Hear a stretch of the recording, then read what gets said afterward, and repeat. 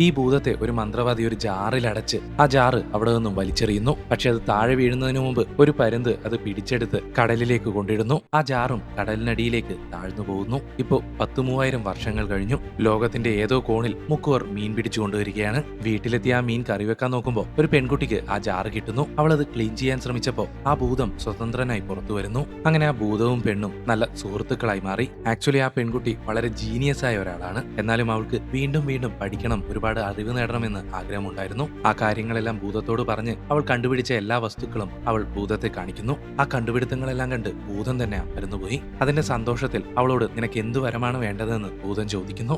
ഉടനെ ആ പെൺകുട്ടി, ഈ ലോകത്ത് മറ്റാരെക്കാളും മറ്റാരും ഇല്ലാത്തതുപോലെ ഞാൻ മാത്രമായിരിക്കണം ബ്രില്യന്റ് ആയിരിക്കേണ്ടത്, അത്രയ്ക്ക് അറിവ് എനിക്കുണ്ടാവണം എന്ന് ഭൂതത്തോട് പറയുന്നു. സോ ആ ഭൂതവും സന്തോഷത്തോടെ അവൾ പറഞ്ഞ വരം നൽകുന്നു. അതോടെ ലോകത്തുള്ള സകല സബ്ജക്റ്റുകളുടെയും ബുക്കുകൾ അവളുടെ മുന്നിലെത്തുന്നു. ഒരു തവണ അത് വായിച്ചു നോക്കുമ്പോൾ തന്നെ അവളുടെ ബ്രെയിൻ അത് ക്യാപ്ചർ ചെയ്യാൻ തുടങ്ങി. അങ്ങനെ പഠിച്ച് പുള്ളിക്കാരിക്ക് വട്ടായി പോയ പുള്ളിക്കാരിയെ കണ്ട് താൻ വരം കൊടുത്തത് തെറ്റായിപ്പോയി എന്ന കുറ്റബോധത്തോടെ ഭൂതം അവിടെ നിന്ന് നൈസായിട്ട് മുങ്ങി.